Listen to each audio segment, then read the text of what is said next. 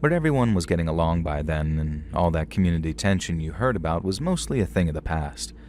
Kids of every color and creed would all hang out at the corner of the bodega, grabbing candy bars or sodas after school, and then I'd run home and be greeted by the smell of my grandma's cooking wafting out from the open kitchen window. Life was good back then.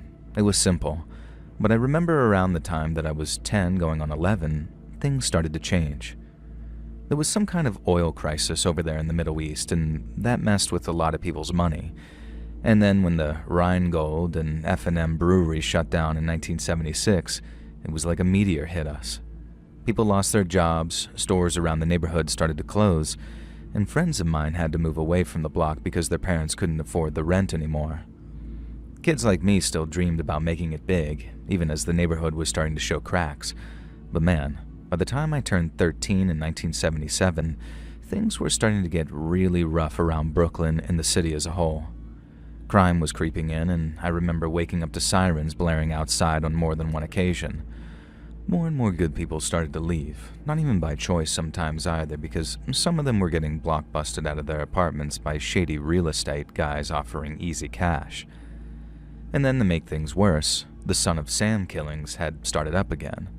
And that rotten son of a bitch, who'd already killed a bunch of people, shot 2 kids dead in their car over in Queens. And then he wrote letters to the cops and the newspapers bragging about it. It was terrible, but me and my buddies stuck together and watched each other's backs, and back then, my best friend in the whole world was this Puerto Rican kid named Oscar. And since it was summer break, Oscar and I were hanging out almost all day, every day, and while the summer started off nice and warm, it reached 104 in the shade by July, and it was brutal. The AC in our apartment was just a fan that moved the muggy air around, so you had to go outside and bust open a fire hydrant if you wanted even a chance of keeping cool. People were already tense from the Son of Sam's shootings, and then pile on all that economic pressure, and with the heat making sure that nobody was sleeping good, and the whole freaking city was getting cranky. And then one Wednesday night, July 13th to be exact, I was getting ready to walk home from Oscar's place, where the AC actually worked, when something spooked the hell out of us. Things were different back then, I guess, and my mom didn't mind if I stayed late over at Oscar's place. She worked afternoons and evenings, so she didn't even get home until about 11 and sometimes midnight. And Oscar's dad worked night shifts, so he left the apartment at about 7:30. I used to leave around 9:30 to 10 because Mom always wanted me washed up and in bed by the time she got home. But then just as I picked myself up off the living room floor, the TV suddenly flicked off, along with every single light in the apartment. At first, when the lights went off, Oscar said something along the lines of, "Oh, maybe Mom didn't pay the electric bill." But then when I looked outside, I saw all the power had gone out everywhere else too, and the only lights were those shining out from passing cars. And then it clicked. It was a blackout, just like the one back in the 60s that we'd heard so much about, meaning the entire city of New York was without electricity. Now, it was kind of exciting at first. It felt like something special was happening. We lit some candles, and then Oscar went looking for the small battery-powered radio his mom had stashed somewhere, probably for occasions just like that. And then once he found it, we tuned into WABC and then listened to George Michael, not the singer, another guy, to try to figure out what was going on. They were being powered by the generators they had over there, as were a whole bunch of other buildings, so they were able to talk to each other and relay information. And that's how we started getting advice, like turn off any appliances, and that we shouldn't use the phones, which were still working unless it was an absolute emergency. Both airports have been shut down and closed to air traffic to prevent crashes, and certain highways have been closed down too. We were all advised to stay indoors, stay safe, and wait it out. It seems crazy looking back on it, but I mean it when I say that there was this sort of block party atmosphere at first. People were coming out of their homes with flashlights, asking each other what was going on. Cars were cruising to a stop and doing the same thing. But all while kids were playing with their flashlights and people were laughing at how crazy it all was. Once we figured it was safe, Oscar and I stepped out into the street to get some fresh air. It was still pushing 80 degrees even at night, so it felt good to get out there feeling safe among Oscar's neighbors. I figured the best thing to do was to just stay put, like the radio said, so that's what I did. I was normally ready to hit the hay by around 11, but that night, the clock was coming up on midnight and I was just feeling wired. The street outside had already started to quiet down as people figured the best thing to do was just try and get some sleep. We had all the windows open and were still listening to the radio while we were wondering if we should also just try and get some sleep as well, and that's when we heard it. We heard the sound of someone yelling, and then glass breaking somewhere down the block. We got up and looked outside and saw people running around with their faces covered holding baseball bats and hammers and all sorts of stuff. And we couldn't really see them, not unless a car drove past with its high beams on, but you could sure as hell hear them as they shattered the glass on the storefronts and yelled stuff like, come on, let's go." We saw some people hauling away pieces of furniture, big bundles of clothes that they'd stolen, and even big hunks of frozen meat from where the meat market on Broadway got looted. It was all pure chaos out there.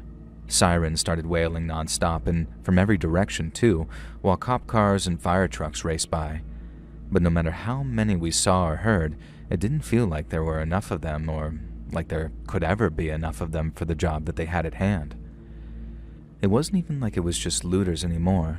There were all kinds of people down there, people drinking or people just out to break stuff just for the hell of it. I mean, it was scary to watch, almost like watching society fall apart right there in front of your eyes. And I remember we were looking down at this one group of guys, and one of them looked up and caught us staring. He yelled something about how we should have been in bed, and then he threw a glass bottle so hard it only missed us by a couple of feet. And after that, Oscar wanted us to stay inside, and I couldn't blame him. The radio was saying it too, that people in areas where there was violence should stay inside and stay away from any windows as well. We couldn't just sit there and listen to the radio, so we went up to the roof and looked up, and we saw flames licking up buildings along Broadway and other orange glows that dotted the skyline. It looked like the end of the world, honestly, and it sounded like it too. We heard gunshots echoing every now and then the sound of people screaming. The looting went on for hours too, and I later heard that a stretch of Broadway got hit hardest, with like 30 blocks of stores completely gutted. After we got bored of being on the roof, Oscar and I went back downstairs, but although we tried to get some sleep in his living room with the radio on, all the noise and the smell of smoke coming from outside kept us awake. The radio was crackling with reports about looting on Myrtle, riots breaking out in Bed-Stuy, and how the cops were completely overwhelmed in both areas. I remember how the radio man's voice got louder as he announced that they were smashing up the A&P on Broadway and setting whole buildings on fire. Oscar asked if I thought that they might come our way. I tried to act cool and shrug it off, saying that I didn't know, but my heart was thumping thinking about what would happen if the mob came towards us.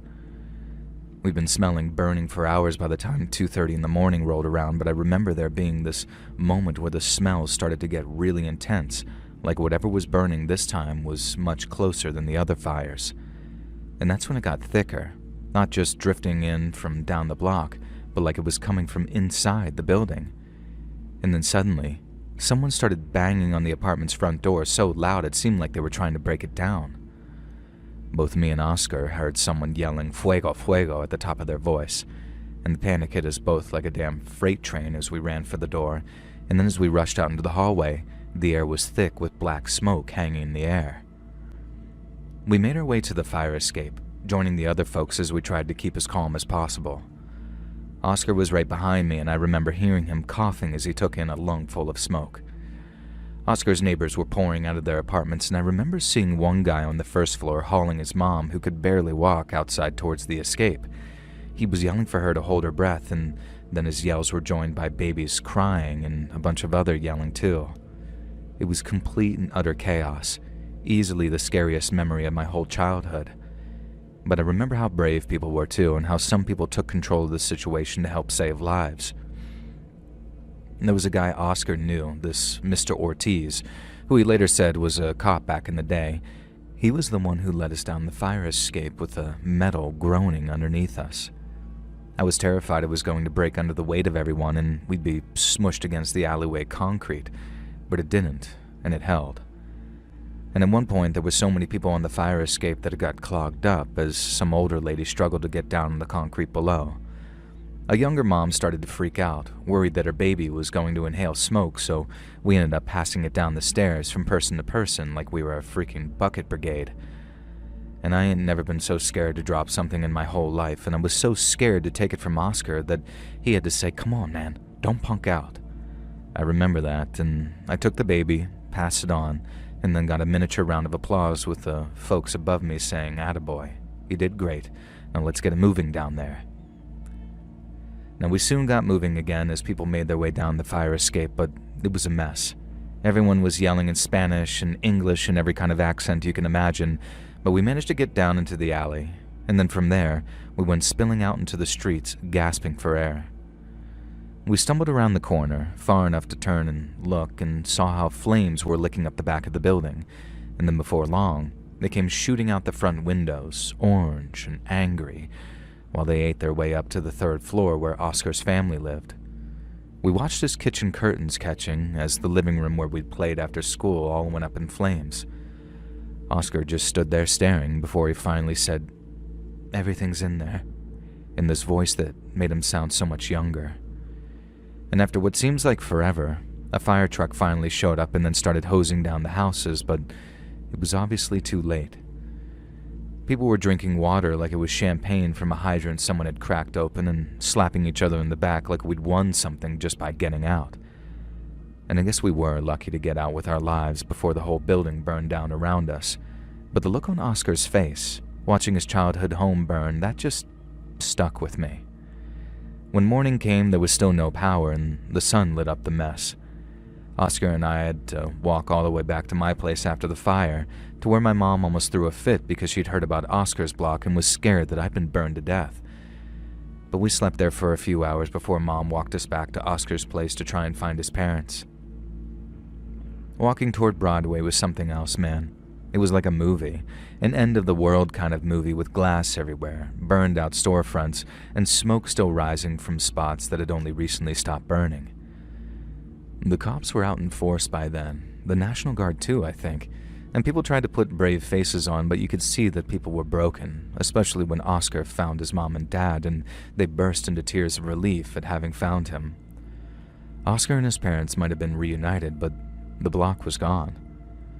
It turns out some idiot down the street had torched a car, and the flames jumped to the trash piled up against the building. In an old tenement like Oscar's, it was dry as tinder in that heat. The lights came back on late that next night, but Bushwick wasn't the same after. It felt like something broke that could never be fixed, and as a kid, that was as scary as it was confusing.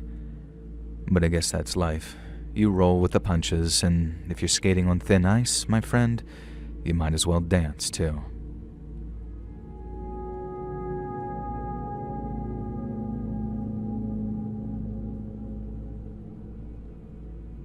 My name is Mariana, and although I live in Argentina these days, I'm from Venezuela, and I grew up there during the 2000s.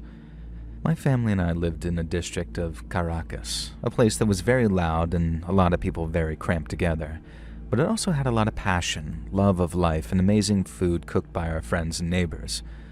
My father ran a small pharmacy on the corner of our street, and I didn't really realize it growing up, but that pharmacy was almost like the beating heart of our community. My father knew everyone, and I mean everyone, because everyone came into the pharmacy whenever they got sick and needed medicine. He knew all the young mothers and their babies who stopped by to pick up formula and diapers. He knew all the abuelas, too, the grandmothers and single seniors who came to him for their monthly medication. He cared for them deeply, and they cared for him, too. He gave his best advice and helped keep the community healthy year in and year out. He'd listen to their stories, recommend remedies from everything from a stubborn cough to a broken heart, and sometimes even extend credit to families who couldn't afford to pay right away. He was quiet, a kind man in his white coat who always smelled faintly of antiseptic and mints. Sometimes, before we went off to school, he'd sneak me those little candies from the counter when no one was looking. Being his daughter meant that I spent a lot of afternoons there after school, watching him dispense as much advice as he did medication. On Sundays, when the pharmacy would open late and close early, he would often take us to the beach, and that was our escape with him. Those afternoons that we'd spent at Playa El Agua or Choroni, And we'd pack our arepas stuffed with cheese and avocado, and we'd laugh as we played with our cousins until the sun dipped down low and it was time for us to go home again. And music was everywhere. Life was good, and we had a sense of possibility, like the country was alive with energy, even if it wasn't perfect. But underneath it all, things were tough, especially as the decade wore on. Around the time of my 14th birthday, Maduro changed the country's energy policy, meaning they had to squeeze the average person harder and harder. Then, inflation hit us hard, with prices skyrocketing overnight and making things which cost a few bolivares one week cost double the next. And it felt like an invisible thief was robbing us, and I remember my parents arguing at the dinner table for the first time in my life. They had to stretch their savings, and sometimes goods became so scarce that my mother had to line up for hours every morning to ensure that we got basic essentials. Poverty crept in, crime started to rise, and there were riots, there were deaths, and I remember the first time my father told me not to wander too far after dark, because the streets I played on so freely as a child were no longer safe. For my father, running the pharmacy became a battle. He was proud of it, but with the economy tanking and heavy government regulation creeping in, it became harder and harder to get certain medicines. Instead of being excited to see us and spend time with us, he'd finish the day exhausted and unhappy, telling stories of patients who couldn't afford their prescriptions anymore. He never stopped helping, slipping free samples to neighbors or staying open late for emergencies. But in 2019, something happened that meant for the first time in his life, my father considered a life outside of Venezuela. On the afternoon of March 7, 2019, at around 5 o'clock, the lights went out. All over Venezuela, from my home, Caracas, to the smallest town, the electricity suddenly died. We had blackouts all the time, and power usually came back on after an hour or two, but this time, it was different. The power stayed off for hours and hours, then around 9 p.m., the government broadcasted a radio message to the people who could listen on these battery-powered devices we had. And they said that the power had been caused by the CIA and the U.S. military, who performed a sabotage attack on the Guri Dam. And next to the dam is a massive hydroelectric plant that powers most of Venezuela. But no one believed them. The power had failed just like everything else was failing because of years of neglect, no maintenance, and a system that was rotten from the inside out.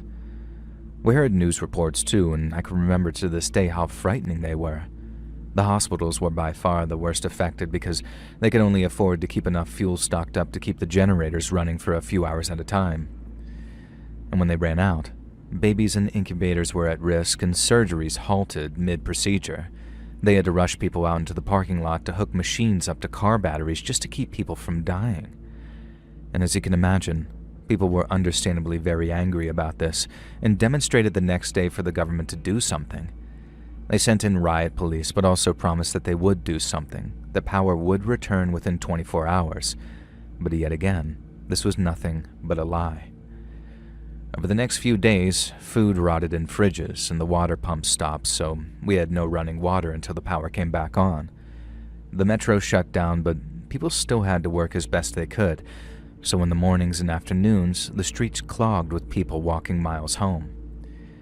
And this dragged on for days, turning into the worst blackout we'd ever seen, with parts of the country in the dark for a full week.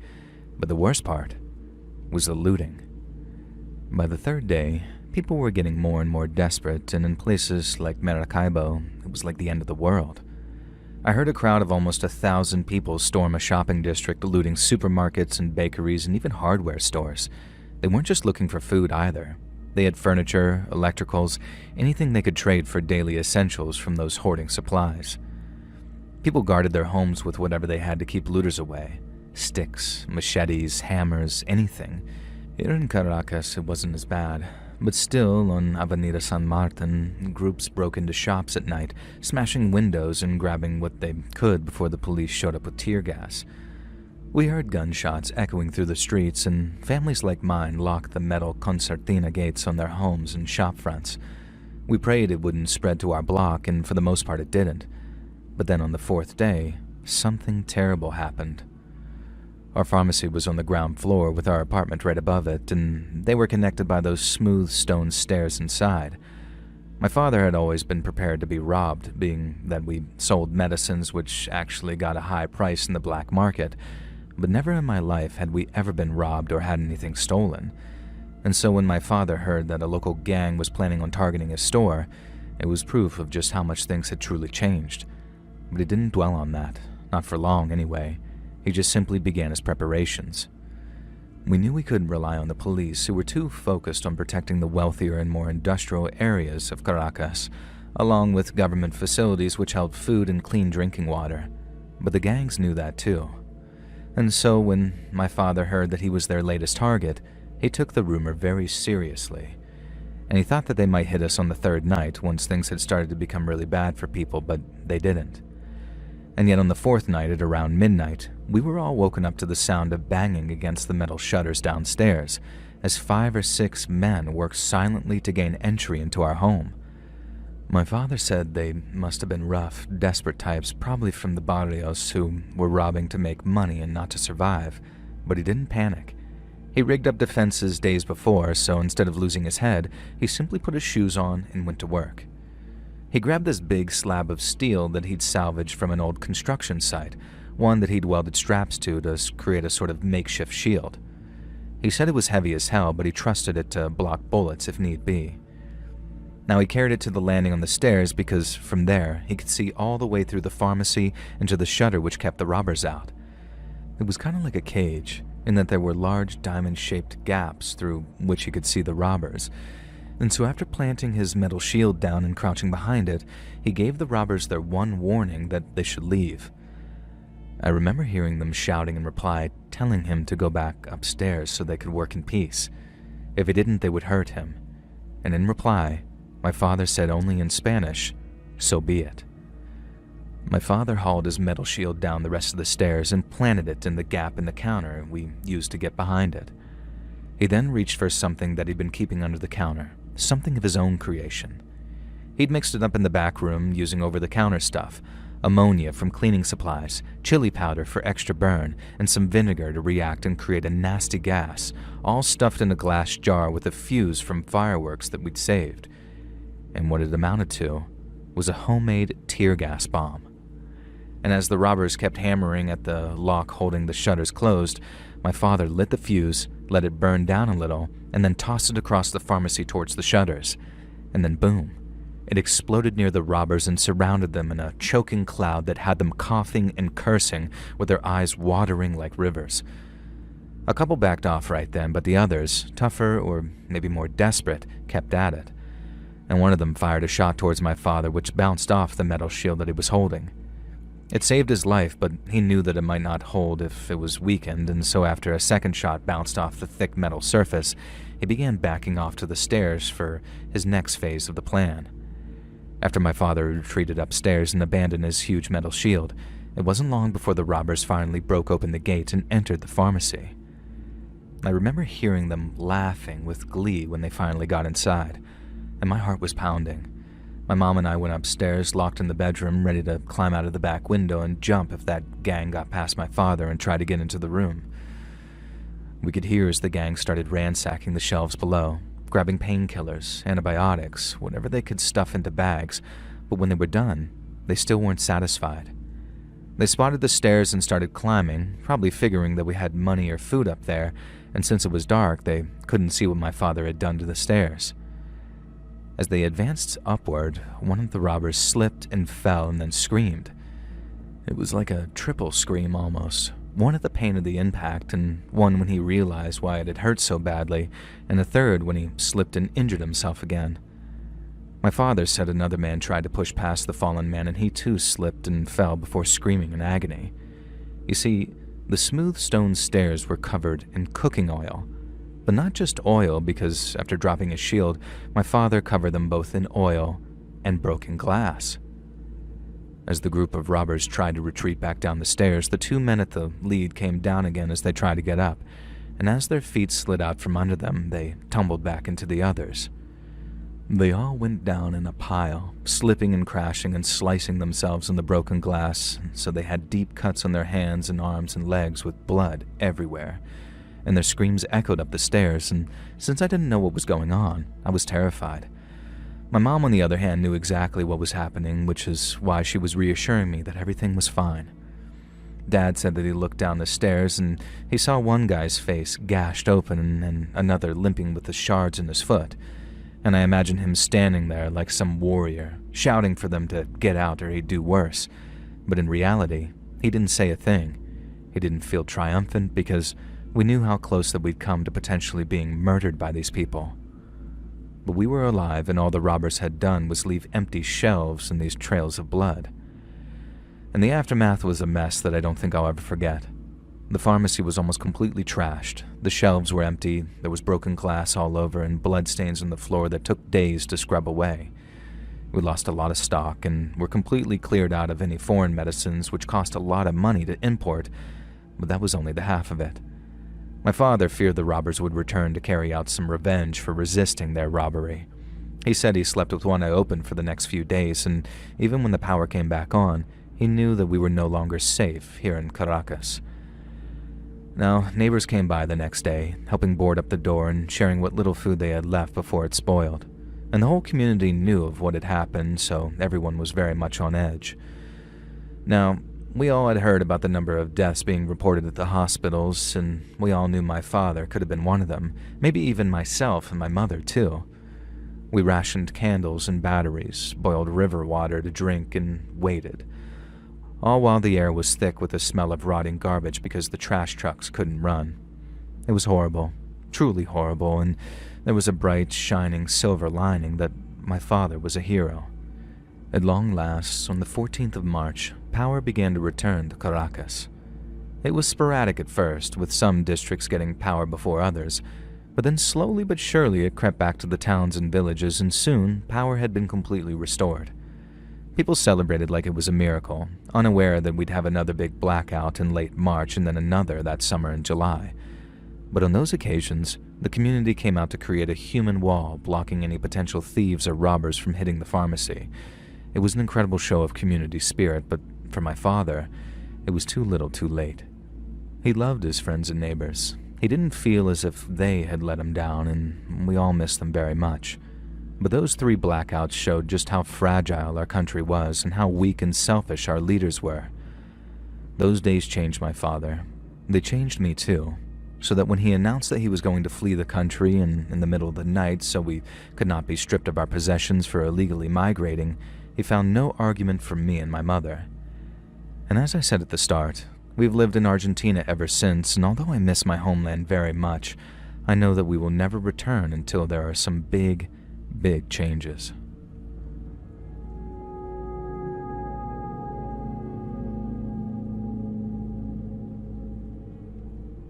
Growing up in Rio made for a wild upbringing. I was born and raised in Babylonia, which overlooks a neighborhood called Leme. Leme is a very wealthy place, but Babylonia is a favela, which roughly translates into English as slum or ghetto. While the rich lived down there in their mansions and luxury apartments, they looked up to see us living in stacked hillsides that looked like colorful puzzle pieces. But they did not look up to us, as you say in English, and we could not look down on them, even though that's all we do from our high perch above them. We are poor people, but we are rich in spirit. Football was a big part of our lives too, and while I'm sure to many of you this is an apt cliche for us, football was, and is, life. Whether it be the organized futsal, which took place on colorful concrete pitches, or the volley games the kids would play under flickering streetlights while they laughed and chased each other, football was everywhere. And since it makes us happy, and happiness was everywhere too.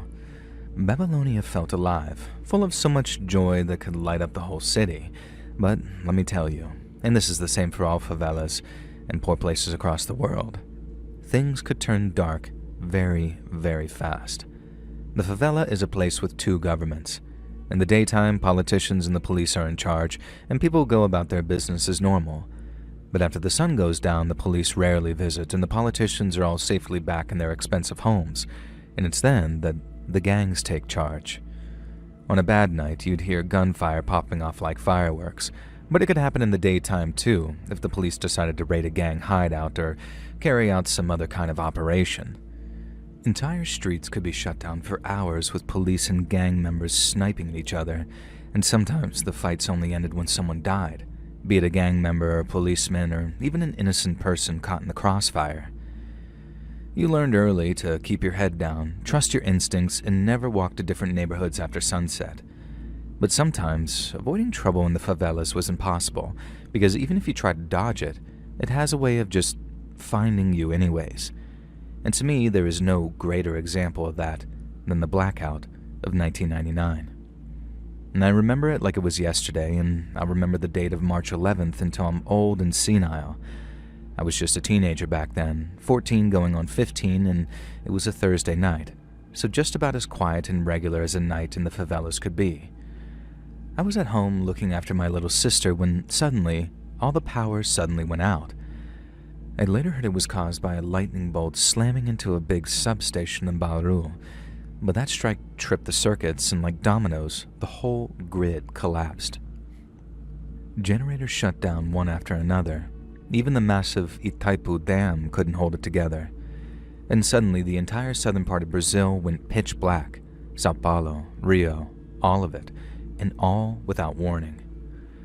It was exactly 10:16 p.m. when everything went dark, and while my little brother was asleep upstairs, it was my job to watch him while my mother was at her friend's place. I went upstairs and out onto the small balcony we had, which looked over the city, and all the buildings were dark, and all the streetlights were completely out. Everything but the roads were plunged into darkness, even the traffic lights were dead. It was an amazing sight. It was exciting, but also frightening too. People called out in the confusion as candles started to flicker in windows all over the favela, and you could also hear the sound of generators starting up too, because while blackouts were a regular thing, they tended not to last very long. But this one was different, and the longer it lasted, the more the atmosphere around the neighborhood became more and more tense. Whenever anything happened like that, be it a blackout or anything else which might cause unrest, the police usually sent patrols around to keep the peace. But on that night, a whole hour went by and I didn't see a single light or siren anywhere around the favela. They were all headed either downtown or what looked to me like Barra da Tijuca, where all the high-end fashion and electrical stores were. Some people were listening to radio stations on portable radio sets thanks to the station's backup generators, and when they heard there was looting and other chaos going on all over the city, people started getting worried. Because if the police were overwhelmed, there was no telling what the gangs would do. I got scared, and I was only a kid, so I forgive myself for it, but I got so frightened that I went looking for my mom. I know I shouldn't have left my little brother alone up there in our bedroom, but that night had been really quiet up until then, so I figured that it wouldn't do any harm if I just ran over to my mom's friend's place and brought her home with me. And the streets were buzzing like a party at first. It seemed like people were laughing and cracking open beers by flashlight. Music blasted from people's radios as they danced by candlelight and battery, and turning the blackout into a sort of carnival. Now, I found it reassuring because there was none of the looting or violence that I'd heard about elsewhere. But that fun didn't last, and by the time I made it to my mom's friend's place, the atmosphere in that favela had changed dramatically. When the gangs heard that all the police were all tied up downtown, guarding the commercial districts from looters smashing windows, they got together and began planning their attacks. Rival crews, the ones who had been eyeing each other for weeks, saw their chance, and no cops meant no one to stand in their way. I'd been happy to see my mom, but I don't think more than 5 minutes had passed before I heard the first shots ringing out. She'd been mad at me for leaving my little brother at home and had been preparing to take me home again so he wasn't alone, but when the first bang started and we realized that they weren't some firecrackers, she said that we had to stay put. I blame my age for how foolish my thinking was, but I felt so guilty to leave my little brother alone in that blackout, with gunshots now going off, that I couldn't bear to just stay put and wait until it died down. And so I ran. And what I saw while running will stay with me for the rest of my life. As I ran, I heard automatic weapons rattling off in bursts, and then the sound of the bullets echoing off the concrete walls, and it sounded like thunder as their shots lit up the night with these muzzle flashes. I saw it all as the party turned to panic, groups of guys charging down alleys, spraying bullets wildly and dropping bodies after suddenly coming across a group of rivals. Sparks flew as bullets hit metal roofs, and I heard the sound of women and children screaming as they got caught in the crossfire.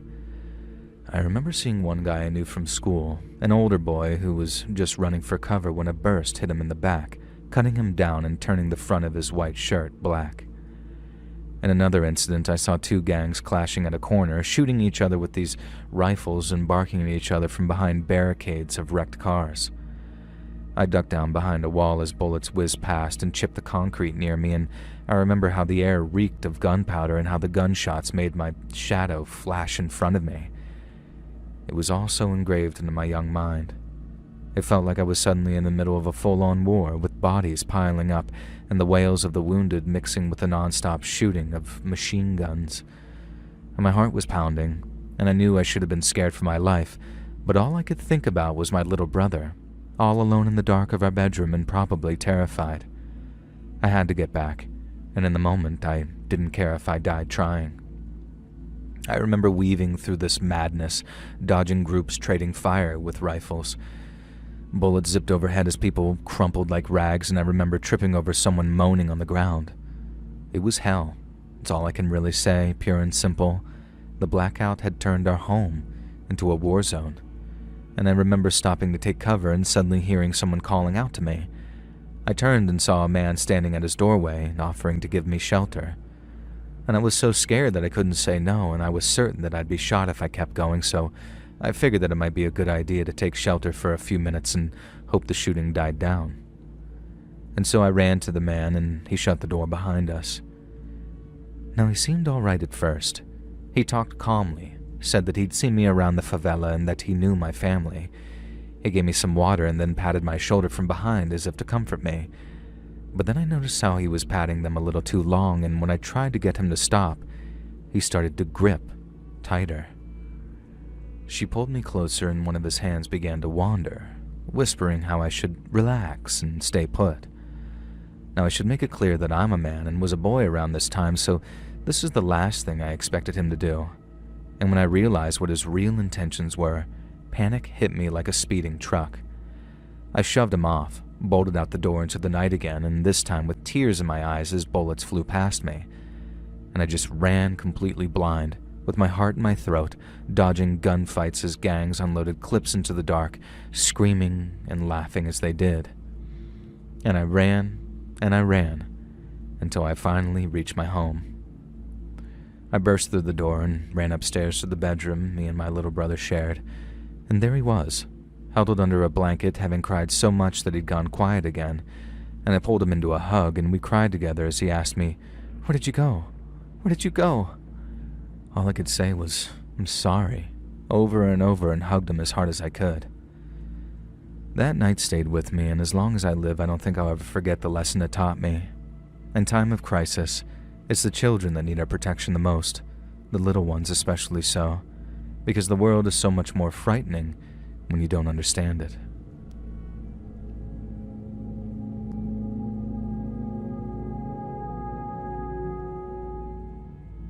My name is Praya, and I live in America now, but I grew up in New Delhi in a slum, and as the name suggests, it wasn't easy. Our home was a very modest two-bedroom home, and I shared it with my parents and my little brother, Arjun.